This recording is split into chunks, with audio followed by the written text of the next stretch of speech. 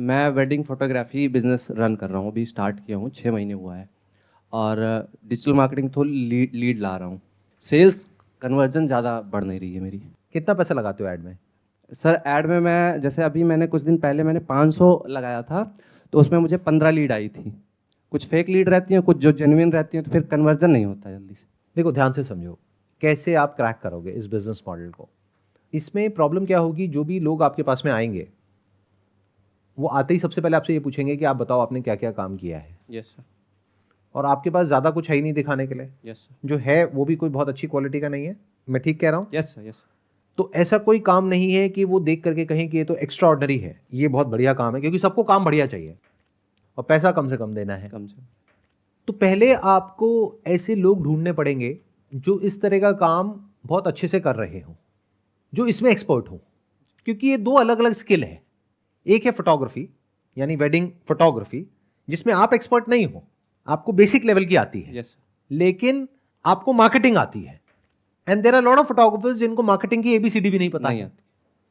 But photography बहुत अच्छी आती है। Yes sir. इस बिजनेस में आप इतना पैसा कमा सकते हो जिसकी कोई हद नहीं है, क्योंकि मैं भी इसी इंडस्ट्री में हूं, तो मैं समझता हूं कि इस इंडस्ट्री में कितना पोटेंशियल है। वेडिंग फोटोग्राफी में क्या आपको आइडिया है कि लोग कितना कितना चार्ज करते हैं? सर बहुत ज़्यादा चार्ज। बहुत की क्या डेफिनेशन है? करोड़ों रुपए चार्ज कर रहे करोड़ों रुपए चार्ज करते हैं। ऐसे किसको जानते हो आप जो करोड़ों रुपए चार्ज करते हैं? हैं। सर जो सेलिब्रिटी वेडिंग फोटोग्राफर है, हाँ, वो लाखों रुपए चार्ज, करोड़ों नहीं होगा शायद, लाखों। वैसे आपने बोला ठीक था, लेकिन आप खुद ही डर गए बोल करके। आपको लगा कि करोड़ों शायद ज्यादा हो गए। करोड़ों मैंने रुपए सुना भी था, चार्ज करते हैं। पॉडकास्ट वगैरह में सुना था, बट हाँ, क्लियर नहीं था। सही सुना था आपने। Yes sir.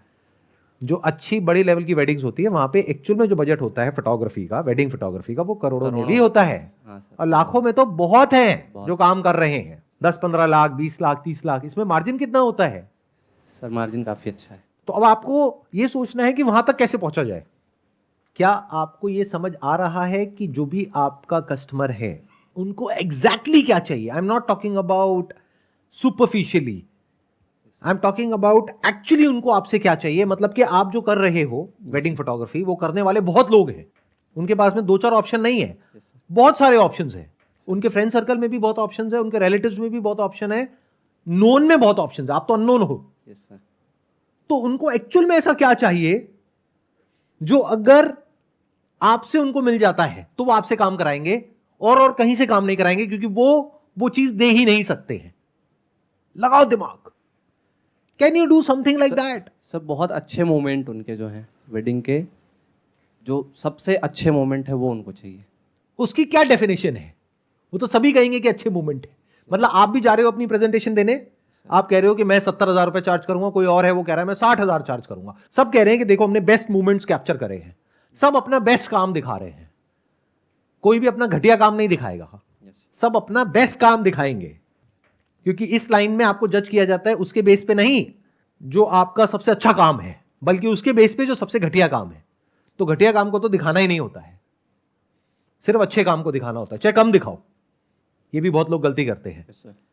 सामने वाला पूछता है हाँ भाई कितना आपने काम किया है, लो जी मैं सब कुछ दिखा रहा हूं, और उनकी नजरें जाकर के अटकेगी सबसे घटिया काम पे। ये क्या है? यहां से थूक निकल रहा है, तुमने शूट किया हुआ है। ये कोई शूट करता है ना भैया, हमें तुमसे नहीं कराना। तो जो बेस्ट है वही दिखाओगे ना। Yes sir. आप भी और बाकी लोग भी। Yes sir. तो उसमें अलग क्या है? वो आपसे क्यों कराएंगे? यही डिफरेंशिएट करना है सर। कैसे करोगे?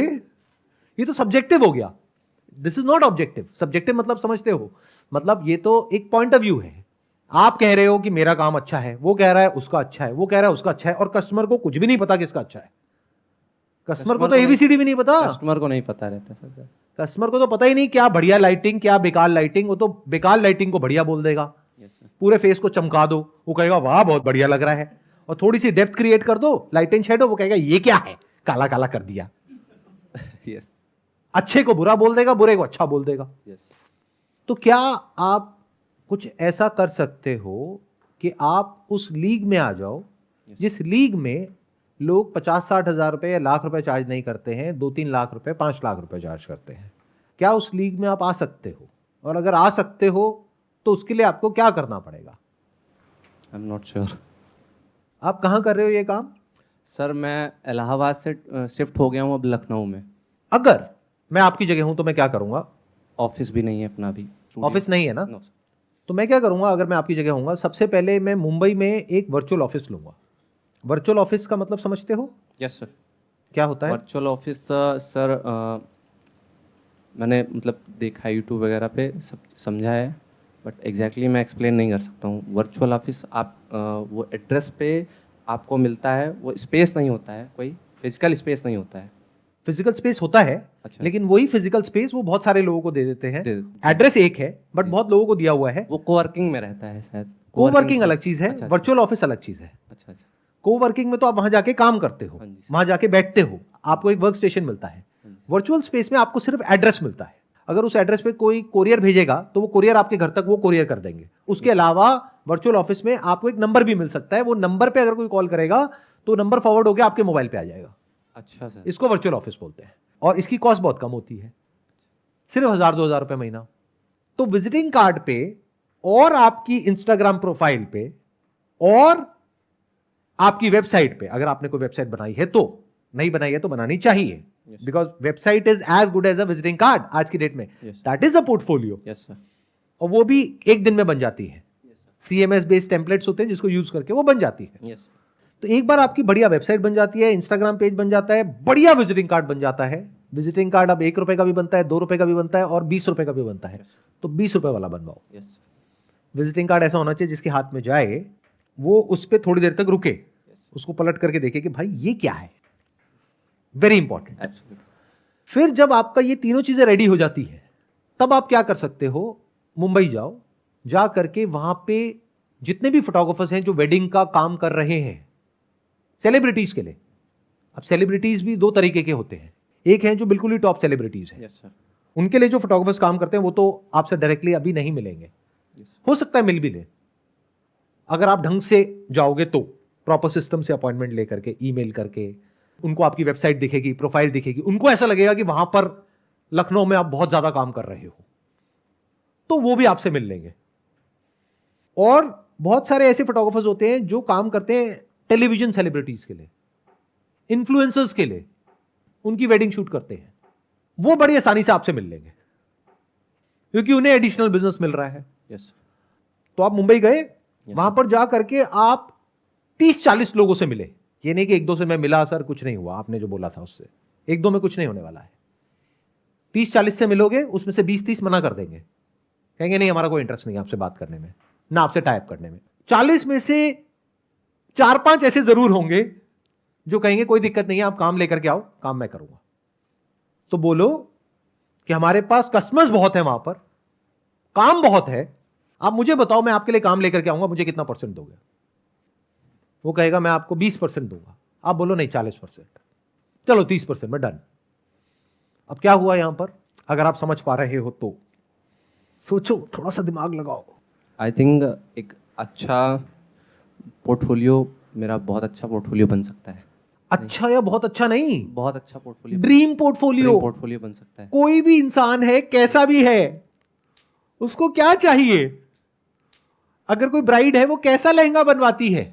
वो कहती है उस एक्ट्रेस ने जो अपनी शादी पे पहना था वो तो है 20 लाख का लहंगा, लेकिन मुझे चाहिए 20,000 में, लेकिन चाहिए वैसा ही। वैसे चाहिए। समझे मैंने क्या कहा है? मैं ठीक कह रहा हूं, गलत कह रहा हूं? ये बेसिक साइकी है। Yes sir, absolutely. They want to look exactly like them.